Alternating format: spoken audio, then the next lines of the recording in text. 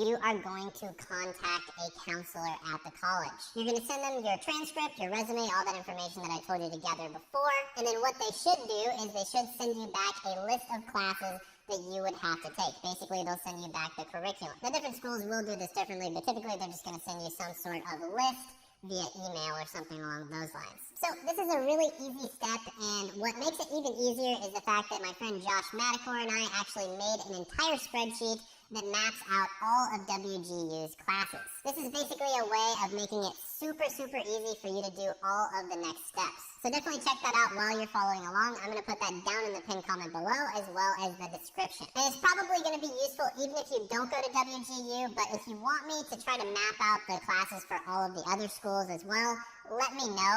It's a massive amount of work, but if you guys really want me to do it, I can do that as well. So once you know which classes you have to take, we're going to go ahead and move on to step number 4 now, which is we are going to test out of classes. Now again, we are not enrolling in college. If you enroll, you're going to be throwing money into a fire, okay? Do not enroll yet. Even if the counselor tries to get you to enroll at this point, don't do it. Remember, it's in their best interest that you enroll in college even while you're doing this process, because they will make more money. So even though I really love these colleges, they still might be incentivized to get you to enroll as fast as possible. Now, there are 3 websites that are well known for being really good for taking classes that you can either test out of or transfer in credits to a lot of these different schools, including WGU. These 3 websites are study.com, straighterline.com, and sophia.org. Now, in my experience with my coaching clients, as well as talking to Josh Madakor, who is basically the king of WGU, I mean, he literally got a degree in 2 months.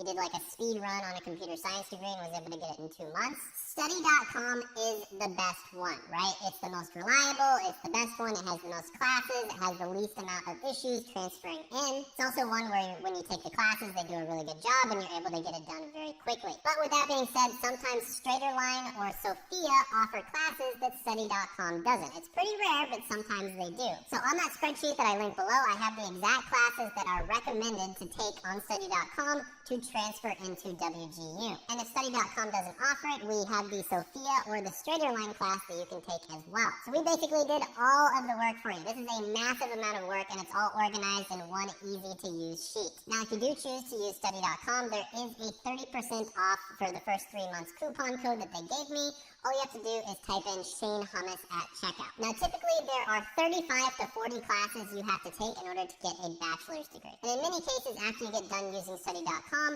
you typically only have 10 to 20 classes left to take, and in some cases, less than 10. And a lot of my students tell me that they're able to knock out a lot of these classes, especially the general education ones, in less than a day. So you're taking a class that would usually take you an entire semester in 1 day. And you're doing it at a fraction of the price. Now, additionally to this, there are certain certifications that you might take anyways if you're going to go into the career that also transfer into WGU. And we put those on a spreadsheet as well. So again, this is just like a master list, makes everything so easy for you. If you made it this far into the video and you appreciate all of our hard work, go ahead, share it, like, comment down below, do something that'll help with the algorithm. Now, after you've taken all these classes on Study.com, Sophia, and Straighterline, and maybe you've taken a certification and you've tested out of it, whatever you want to do, go ahead, let your counselor know. Let your counselor know all the classes and transfer all of that into WGU or whatever school you're attending. And so theoretically speaking, let's say you took 3 months to complete this step, which is completely possible. At this point, you're still not going to enroll, right? There's still one more step before you enroll, and that is the next one, which is pre-game your remaining classes. And by pre-game, I mean you are going to pre-study the classes that you have left, right? So you transferred all those classes into your guidance counselor. They give you a list of the classes you have left, or if you're using the Excel spreadsheet down below, you pretty much already know which ones you have left already. Then you move on to step 5, which is to pre-game your classes. And what you're going to be essentially doing here is whichever classes you have left, you're going to study them on your own. Now, there are many different ways to do this, and it really depends on the classes that you have left, of course, but there's lots of resources out there online for you to self-study. So for instance, Khan Academy is phenomenal. I think everybody has used Khan Academy before. They're amazing. If you're doing the computer science degree, there's Free Code Camp, there's the Odin Project, there's YouTube. A lot of the time YouTube, you can just look up tutorials on there. There's lots of people that explain stuff. Study.com even offers a bunch of free classes. It's just that if you want to get credit for them, you do have to pay at the end in order to take the test. And the best resource of all, I would check out the WGU subreddit because they have strategies for how to study for the different tests on there. Now, once you feel like you've pre-studied all these classes and you feel really confident about what you've done and you think you're going to be able to pass the classes relatively quickly, this is the point where you would actually enroll, right? And in our hypothetical example, let's say this takes you 3 months, although you could probably do it a lot faster than that. So at this point, you are 6 months into the process of getting your degree, and you haven't enrolled yet, and this is where you would actually move on to step 6, which is you would enroll in one of the universities, right? So you contact your guidance counselor, you'd say, hey, I'm ready to go. Let's go ahead and enroll. Now at WGU, you actually pay by the term. So a term takes 6 months, for instance. And so you can finish as many classes as you want within that 6-month term. And that is typically what you would want to aim for in terms of finishing the degree. And for many of the different degrees, if you use these strategies, you can finish them within 6 months. Now, there are some exceptions. For instance, with the nursing degrees, you do have to do some experiential rotation, so it's going to take you longer than that. But they're still a heck of a lot faster than most schools out there. And remember, there are extreme cases like Josh's example where he was able to do this in 2 months. So you finish all the classes within that 6-month term, and that means the total amount of time it took you to get your degree was 3 months plus 3 months plus an additional 6.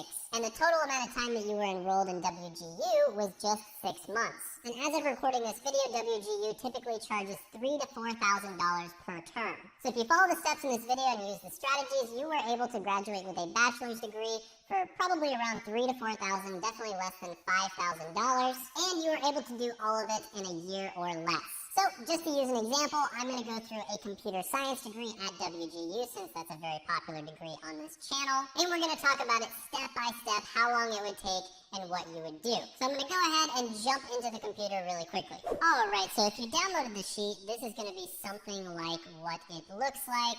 This is the curriculum for the computer science degree at WGU. So as you can see here, there are a ton of different, study.com transfers. There's also a few certificates that you can get as well in order to test out of classes. So let's say you did step number 1 and you had a few classes that you did because you attended community college right after high school. So you tested out of a few classes. You also took an AP class during high school. And on top of that, you also did a certification. So let's see what this would look like after you transfer those into WGU. And I'm just going to go ahead and go to the second tab here. Alright, so as you see, you took the English class at community college. You took a communications class. You also took an art class.